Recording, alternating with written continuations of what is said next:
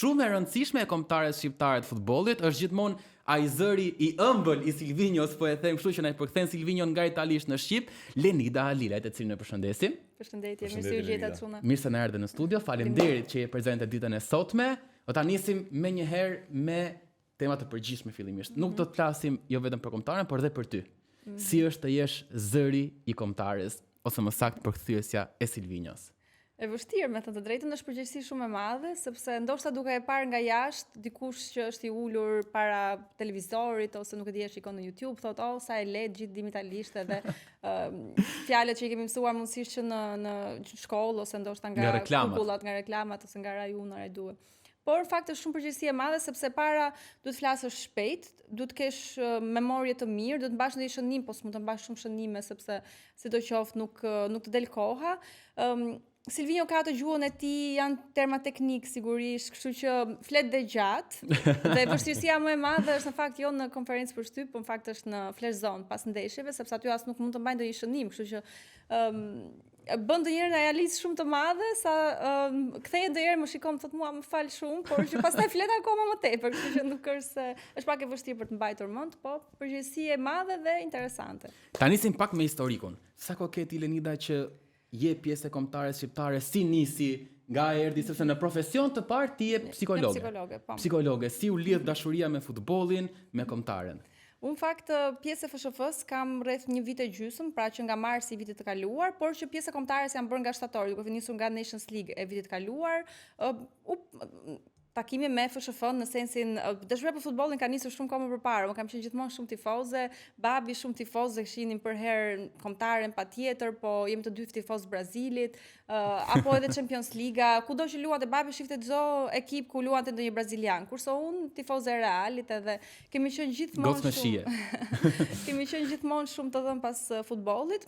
Her pas here kam qenë pjesë e paneleve sportive, si për shembull në programe si Champions League ose Europiani botror, edhe u krijua pak a shumë kjo lidhja me futbollin, edhe më erdhi ftesa, kështu që e pranova fillimisht, nuk është se e gjeta veten menjëherë te kombëtarja. Thjesht në fillim ka qenë një punë në departamentin e PR-it, me lajme, duke qenë pranë futbollit sigurisht, por jo aq brenda sa që jam që nga shtatori vit kaluar. Lenida, ti je përkthyese e trajnerit. Por duhet thënë që interpretimet e atyre që thot trajneri, ndonjëherë në komentet interpretojnë ndryshe nga ti. Pra, Silvinjo e kupton më mirë ti, apo ata që komentojnë në Instagram? Cili mendon që e kupton më mirë? Tani, nuk e di se çdo kush e thash edhe fillim, mund të jetë analist nga kur nuk është duke e bërë ato punë. A ka njerëz që mund ta dinë italisht më mirë se unë? Absolutisht që po. Ka njerëz që po themi avantazhi im është që u njoh gjuhën me cilën flet Silvinjo, e kuptoj se çfarë nuk kupton ai me ato që ne bëjmë gjithmonë një lloj përgatitje përpara, sepse pak a shumë janë të parashikueshme edhe disa pyetje që vijnë ose analiza në lidhje me situata të ndryshme me kombëtarët, por që mund të ketë raste që mund ta bëjnë më mirë të tjerë, por besoj se janë faktorë të ndryshëm që nuk lidhen vetëm shumë me pasjen e njohurive teknike ose mënyrën se si e thua, por është kontrolli i emocioneve të kamerave, që dikush që ndoshta mund të jetë përkthyes shumë i mirë, nuk e ka shumë të lehtë për ta bërë. Artikulimi, elokuenca, po ashtu edhe memoria e çdo gjë tjetër. A je treguar ndonjëherë moderuar për diçka që ka thënë Silvinjo, pra e ke përkthyer pak më qartë, apo gjithmonë ka thënë shablona do që thotë ai? Jo, mundohem zakonisht ta them shablon, pavarësisht sepse thjesht ndonjëherë më duket sikur kur ai e lë pak jo evazive, thjesht e thot në terma më të përgjithshëm, ndërkohë që unë e di se çfarë nuk kupton ai me atë gjë, mund ta jem pak më specifike në atë gjë që thot. Ose ndoshta përmend 2-3 lojtar dhe unë e di që nuk kupton për kur thot mesfushor dhe ka fjalën për 2-3 mesfushorë të cilët kanë qenë pjesë e ndeshjes, mund t'i përmend me emra në atë rast. Kështu që kjo mund të jetë diferenca e vetme. Lenida, gjatë përkthimeve, e ceket pak më herët, Lenidës janë nxin jetën në thonjza, jo vetëm Silvinjo, por jemi një nga ata. Jemi edhe ne gazetarë që bëjmë ca pyetje shumë të stërgjatura. Sa na urren në gjithmonë në thonjza. Pra sa Jo, pa thonjza fare. Shumë brutale. Jo, realisht nuk e kuptoj, vërtet edhe nuk është se kam dashur të konfrontohem apo të diskutoj me ndonjë gazetar. Mund të shash tani. Problemi është ka dy gjëra. E para, nuk është e nevojshme, unë e kuptoj të bërit një analizë kur je pjesë e një programi, kur është pas ndeshjes dhe ti je në studio dhe analizon si shkoi, si nuk shkoi. Ka raste që gazetarët bëjnë një intro të panevojshme duke thënë kjo është ndeshja më e rëndësishme që ne kemi për kualifikueset. Ne kemi luajtur më parë 3 ndeshje. Ato gjëra Silvinjo i di, nuk është se ka nevojë t'ia rithot gazetari, edhe unë t'ia ri përsëris. Dhe problemi që mu më lind këtu, e para njërë që shumë e vështirë për t'u rithënë, si pavarësisht është në gjuhën shqipe. E dyta është sepse nëse unë nuk e përkthej të plot, Silvinjo thot më ngeli ndonjë informacion pa ma dhënë, sepse mendojnë që ti ke folur 3 minuta dhe unë i përkthej vetëm diçka për 20 sekonda. Po, qartë. Ka raste më ka ndodhur kur e kam përkthyer të plot atë çfarë ka thënë. Për shembull, një gazetar bën një koment për Kristian Shpendin, për një nga lojtarët dhe thotë që mendoj që duhet ishte ftuar. Dhe unë ja përkthej edhe atë pjesë Silvinjos dhe Silvinjo i kthen përgjigje edhe në lidhje me lojtarin. Dhe ai thotë, "Jo, thotë unë e kisha në fakt më shumë si analist time personale, koment time personal, nuk ishte pjesë e pyetjes. Nuk ka faj. Kështu që ecë ndaje kush është koment, kush është analizë dhe kush është pyetje. Ka drejt, nuk ka faj. Ti jemi çuditshëm ne. Po si është marrëdhënia jote me? Ne që kemi 3 milion trajnerë në Shqipëri, aq sa veta jemi, aq banor jemi, aq trajneri kemi. Kështu që e kemi këtë fat mirë. Si është edhe gazetar. Shtohet këtu, janë 1.5 janë gazetar. Si është marrëdhënia jote me Silvinjon? Është sepse në konferenca për shtyp gjithmonë të trajton, po themi me shumë mirë, me dashamirësi, gjithmonë të kërkon ndjes kur zgjatet më shumë se ç'duhet. Është kështu dhe jashtë kamerave? Është vërtet shumë i sjellshëm. Silvinjo që kur vjen në federat në orën 9:00, shumë strikt me oraret, për herë na përshëndet në jemi katin e parë. Zakonisht thot emrin e Fationit, thot Fation, buongiorno Fation, ndonjëherë. Unë përshëndes Dorin, ndërkohë Dorivën, sepse ai përshëndet Fationin, unë Dorivën. Zapaleta, ku ngel? Zapaleta nuk jeton në Tiranë, jeton vetëm Silvinjo dhe Doriva. Zabaleta vjen në javë të caktuara kur punohet për ndeshjet, edhe përpara grumbullimit vjen diku te 2 javë përpara grumbullimit. Kështu që është realisht shumë i sjellshëm në çdo lloj gjëje, në komunikim, në ndim. Për mua është ndim shumë e madhe që përpara konferencave ne bëjmë një lloj parapërgatitje. Jo, sigurisht që ti nuk mund të dish se çfarë ju vjen juve në mendje të pyesni, por kuptohet nëse mungon një lojtar sepse është i dëmtuar dhe është lojtar i rëndësishëm, do vi një pyetje. Nëse ka lojtarë të kombëtarë që nuk po fitojnë minuta ose janë mund të jenë duke kaluar një situatë problematike te klubi, mund të vi një pyetje. Nëse një lojtar ka bërë një gabim në një ndeshje të kaluar, do vi një pyetje edhe për të. Dhe thjesht ne bëjmë diku tek 15 pyetje si opsion se çfarë mund të vi dhe ai jep pak a shumë një argument që do t'i jepte në atë rast, sigurisht që del nga skripti në thonjza që mund të jetë përgatitur, por të paktën logjika është. Në fakt unë kam vënë re 2 apo 3 herë të fundit, Silvinjo ka filluar fletë edhe shqip. Fjalë të vogla, përshëndetje, faleminderit. Përshëndetje ka të vetën atë. Po jam pak merakun, mos ndoshta fillon të mëson shqip vetë, do nuk e duhesh më. Do na zgjitë më shumë punë me të drejtën. Po është vërtet, në fakt kam mësuar goxha fjalë, edhe madje thonë me shaka sepse ne kemi lojtarë për shembull Balliu, nuk flet spanjisht, flet spanjisht. Shumë pak di edhe ai ca fjalë. Thot Zabaleta dhe Silvinjo thot, më shumë shqip dim ne se sa Balliu. Kështu që ka filluar të mësoj, po mundohet të paktën nëse i shpjegon diçka, mundohet ta mbajnë mend. Gjithmonë për shembull kur ham gjatë grumbullimit thot ju bëf të mirë, ose i kam mësuar goxha terma shumë të mirë. Edhe një pyetje që merret tani, përmendë Zabaletën edhe Silvinjon. Është një kombinim i veçantë, ata kanë një klasike, po them Argjentinë dhe Brazil. Si është atë raportin e tyre me njëri tjetrin? Janë tipa të ndryshëm. Doriva është pak më i qetë si natyrë, më introvert, shumë i qetë. Domethënë besoj se është pak e vështirë ta emocionosh edhe të shohësh një anë tjetër. Zabaleta ka grind, dukshëm edhe si mbrojtës, ka qenë pak si agresive dhe ka qenë duket natyra e tij. Silvinjo është një mes i artë mes të dyve, domethënë që ka të grindën e vet edhe natyrën e tij, por që nga ana tjetër nuk është goxha i qetë. Janë kombinimi perfekt pra. Tre karaktere. Edhe Ervin Bulku nga ana që është përfaqësimi i shqiptares në këtë rast. Lina, të përkthesh trajnerin në konferenca gjithmonë një live, sigurisht që ka pasur po themi dhe momentet sikletshme ose ku ke qenë më shumë vështirësi, kujton ndonjë moment, ndonjë rast? Po qesh. Ka pasur, sepse në fakt këto pyetjet e gjata janë gjëja kryesore, e dyta analizat që bëjnë kur është në Flash Zone dhe janë analist, ekspert futbolli sigurisht në Flash Zone dhe unë I bie pak shkurt dhe më kanë ndodhur që më kanë shkruar, pse ma shkurtove mua pyetjen. Po zoti, më edhe këto ciklet e tjera tani. Po, edhe madje rastisht që janë disa të ftuar si për shembull Jon Bogdani, që ndonjëherë ja bëjnë analizën sepse nuk kanë pyetje, thjesht thon mister unë e kam parë kështu ndeshjen dhe ja bëjnë në italisht edhe më shpëtojnë në këtë. Këtu me fusha këtu. Po, që realisht është e vështirë ta shpjegosh ndërkohë që mos e se në Flash Zone është mekanizmi pak më ndryshe në konferencë ai flet dhe unë më pas e përkthej. Kurse në Flash Zone mundohem që unë ndërkohë që është duke folur, pra ka shumë si përkthim simultan, ndërkohë ja shpjegoj që menjëherë të filloj të flasë se është kohë shumë e kufizuar. Po mund të kem pasur ndonjë rast që kam harruar ndonjë fjalë, nuk më kujtoi një herë supet, më duket jo, ka qenë një në Serbi. Më pyet një gazetar, thot, mister, thot, ke menduar, thot, ndonjë të re, ndonjë surprizë, thot, ose ndonjë as në mëng, thot, që mund ta përdorësh, thashë si të them as në mëng, se nuk më kujtohej në italisht si mund t'i thuaj.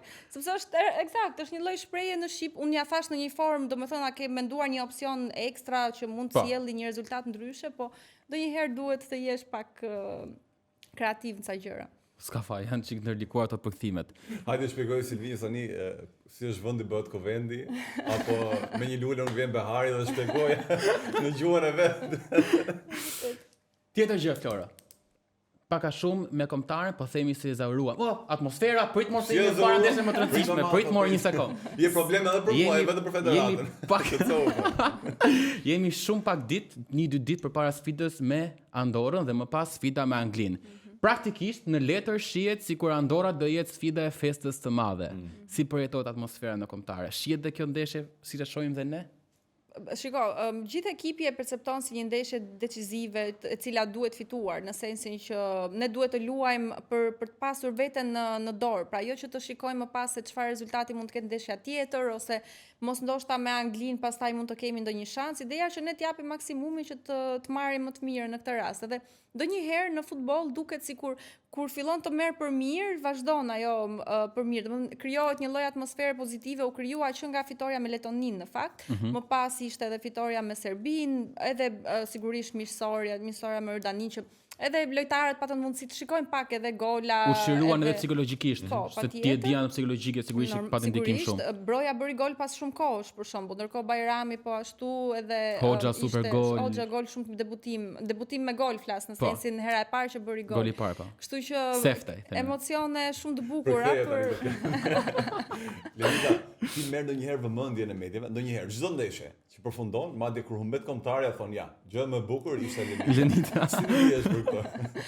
Po, shoqëruar faktën është një lloj ngushëllimi, por në fakt kombëtarja ka gjëra shumë të bukura, thjesht nuk e di, se tifozët shohin anën që duan. Edhe unë kur shikoj diçka në televizion, ndoshta më pëlqen një aspekt i saj, edhe kështu që nëse unë kontribuoj, po themi te ky imazh i kombëtarës, jam e lumtur ta bëj. Shpesh të kam parë edhe në faqet e huaja, pra ti marr vëmendje edhe nga mediat e huaja, moment saktuara. Më kanë dërguar shumë shpesh disa links kur ishim në Serbi, sepse mediat serbe kishin shkruar pak më tepër.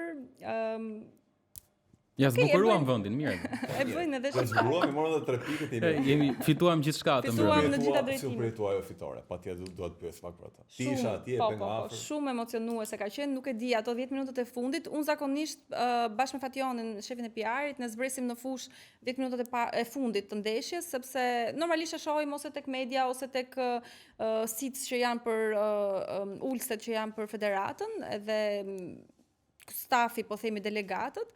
Kështu që ne zbresim 10 minutat e fundit. 10 minutat e fundit gjithë pankina ishte në këmbë, nuk I mbaje dot lojtarët, ishte menaxheri kombëtarës që mundohej të qetësonte Manajn, Brojën, Balliun, edhe ata që janë pak të qetë kur I mendon, domethënë. Balliu çudis duket tipi ftohtë. Jo, të gjithë ishin, domethënë, ishin të gjithë shumë të emocionuar, edhe lojtarët që nuk ishin luajtur, se sigurisht për shembull Manaj vinte pas golit ose Broja po ashtu ishte aktivizuar, po ndërkohë dhe lojtarët e tjerë të Stolit të gjithë ishin shumë të emocionuar. Tek këndimi I himnit po ashtu dëgjoj zëri I tyre shumë në stadium, edhe nga Stoli, edhe lojtarët në fushë. Ka qenë shumë emocionuese. në një moment nuk po futej dot në fushën e Amihaj, sepse duhet të dilte, pra aksioni të ishte goxha larg në mënyrë që të bëhej zëvendësimi. Ndërkohë Mia që po bëhej gati, nuk i mbanin këmbët sa të futej, kthehej gjyqtari, Doriva, Zabaleta ishin shumë të çoditur se çfarë po ndodhte, ndërkohë se s'po bëhej dot zëvendësimi. Çunat ishin gati të futeshin fush, kështu që shumë emocionuese ka qenë si ndeshje. A ka kombëtare një ritual pas çdo fitoreje?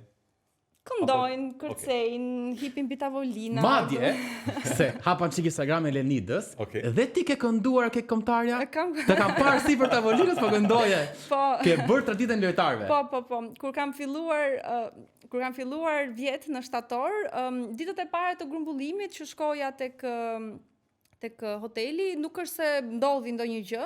Kanë qenë dy lojtarë të rinj, nëse i mbani mend, ka qenë Sebastian Spahiu edhe Adim Zeka. Po, kam menatë shqiptar. Duhet këndon, ata kemi pasur edhe një ditëlindje, më duket, në atë grumbullim ose te tjetër, nuk e kujtoj, po zakonisht kur sigurisht që mund të kur është në Tiranë, jo domosdoshmërisht jam dhe tek dreka, tek mëngjesi dhe tek darka. Por shkoj kur ka ndonjë lloj sebepi, po themi ndonjë ditëlindje që t'i bëjnë ndonjë video ose kur ka ndonjë lloj organizimi. Mbarojnë duke kënduar lojtarët edhe fillon Hysaj në fakt thoshte që tani e ka radhën Lenida. Po nuk e dija fare që mund të bëhej edhe me stafin. Në fakt nuk parandodh me stafin, por që shpotova ditën e parë. Ditën e dytë e kishin pasur vërtet seriozisht. Fillojnë duke i rënë tavolinave të gjithë lojtarët, ngjitem, nuk po më vinte asnjë këngë, po sova amnezi totale. Më gjeti Daku atë këngën Ngjyra e kuqe. Më solli dhe tekstin, edhe tha. Daku do të jetë DJ të kombëtarëve, se vetëm ai di këngët gjithë. Është DJ vërtet. Edhe ndonjëherë kur nuk i pëlqen këngë që vendosen, thon Leinda, ma jep mua atë të ti vendosun këngët nga telefoni. Mund na tregosh një sekret? Çfarë këngë dëgjon më shumë kombëtarja? Si besoj në dhëma zhveshje dëgjon ca këngë motivuese para, po cilat janë këngët që zgjedhin më tepër? Tipe të ndryshme, domethënë ka lojtarë që dëgjojnë shumë latine, dëgjojnë R&B, rap, po përgjithsisht këngët popullore janë gjithmonë, edhe të dhoma zhveshjes këtu në Shqipëri, domethënë edhe përpara ndeshjeve jashtë kemi një tip boksi, mikrofon, që e mban Daku zakonisht. Mbas Jordanit po dëgjonin muzikë dhe ti e di. Po dëgjonin muzikë korridor çunat. Tani, hajde të diskutojmë bashkë. Kush nga lojtarët dëgjon latinë sa të rrogjë vëmendjen? Kam dëgjuar që po dëgjoj MC Kresha semafori. Nuk dyshoj fare që ka qenë Daku që e ka vënë. Mbas Jordanit po dëgjoj popullore. Po latinë kush dëgjon nga çunat? Lindën po lë mos ta thot. Do ta mendojmë bashkë.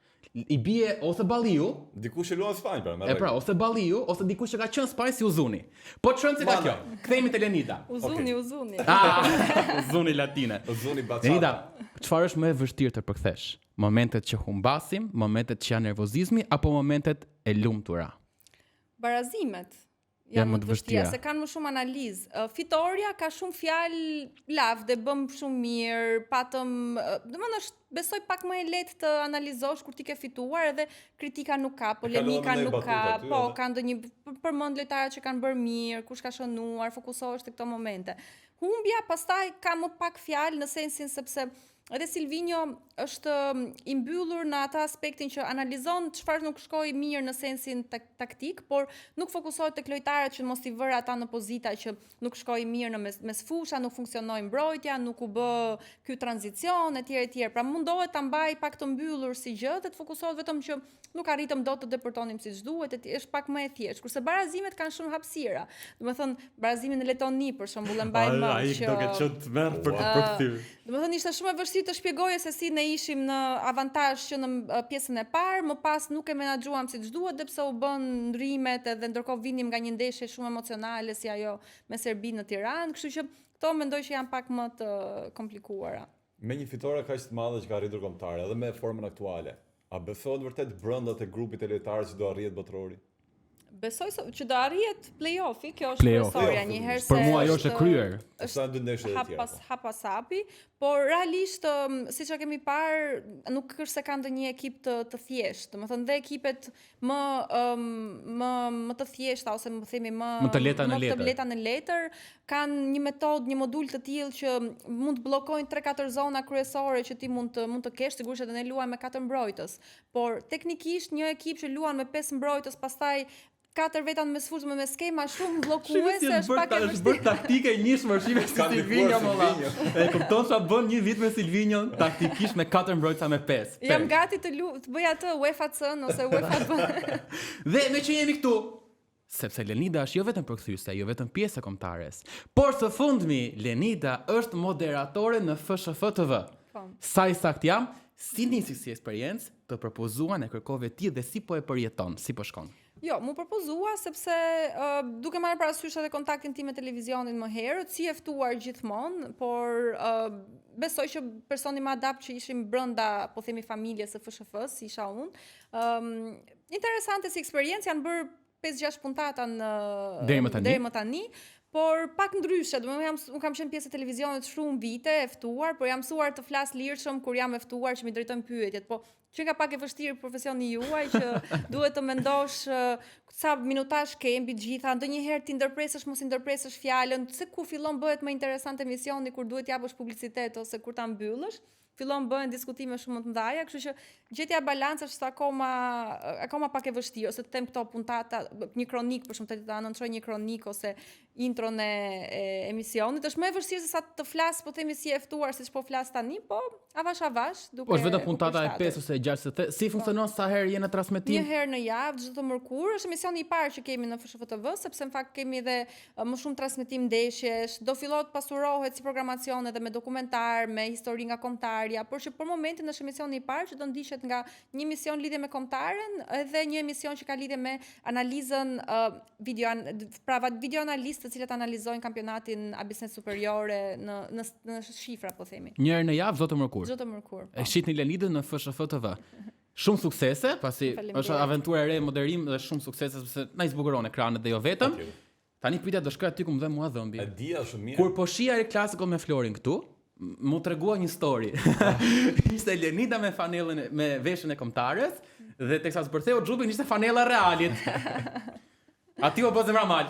Tani mua më dhëmbi pak se dia që do të. Po, të dhëmbi, po çon si ka kjo. Si ka lindur dashuria për Realin? Lexova që je fan se Ronaldos, më trego pak. Po. Tani po themi e kam zgjedhur si klub Real Madridit që përpara se të ishte Cristiano. Unë si tifoze e Brazilit, thash si dhe babi që shifnim klube ku luanin brazilianët, në ato kohë ka qenë Brazili Galaktikëve në 2005-ën, edhe thash jam me Realin në sensin që ishte Ronaldo fenomeni, Roberto Carlos, lojtar shumë të mirë. Nuk është se më kanë gjetur ndonjëherë Barcelona ose klubet italiane, për shembull, nga që nuk është se jam tifoze e Italisë. Më pas sigurisht e kam ndjekur goxha Cristiano tek Manchester United dhe në fakt kur futem në këto debatet për kush është më i mirë, Messi apo Cristiano, më revoltojnë sepse nuk e kanë parë, kanë përshtypjen shumica atë çfarë ai bënte tek Manchester United. Dëgjojeni dhe vini vesh. Dhe sepse ka qenë shumë më driblues, ka qenë shumë më inteligjent me lojën, por ju ndryshua pak pozicioni edhe nga një dëmtim që pati, edhe nga skema që luante Reali, u bë më tepër golashonues se sa playmaker në një farë sensi. Edhe për mua Cristiano nuk është thjesht lojtar që e lidh, po themi, me Realin, po mua më pëlqen si personalitet, grinta që ka, dëshira që ka për të fituar, vërtetësia që ka, edhe pse mund të duket si jo modest ose si arrogant në disa raste, por është i vërtetë në atë gjë që thotë dhe është shumë mirë që e thotë. Kështu që Realin e kam parë 2 herë në Bernabeu, kam qenë. Emocione shumë të bukura. Për momentin po kalojmë një kohë goxha të mirë se kemi mundur Barçën Mashallah. Në El Clasico. Nuk kam çfarë them për momentin. Pres ndeshjen tjetër. Je optimiste për sezonin, për Champions, se La Ligën unë e shoh në xhep për ne. Nuk e di për ty. Jam optimiste këtë vit sepse mua më pëlqen filozofia e Xabi Alonso si trajner dhe klubet si Real Madridit që kanë çdo gjë të mundshme për ta fituar, çdo trofe të mundshëm në sensin financiar, në talentet që mund të vinë pa përmbyllur sy, domethënë sepse nuk kanë nevojë të binden për të luajtur për klubin më të mirë në botë.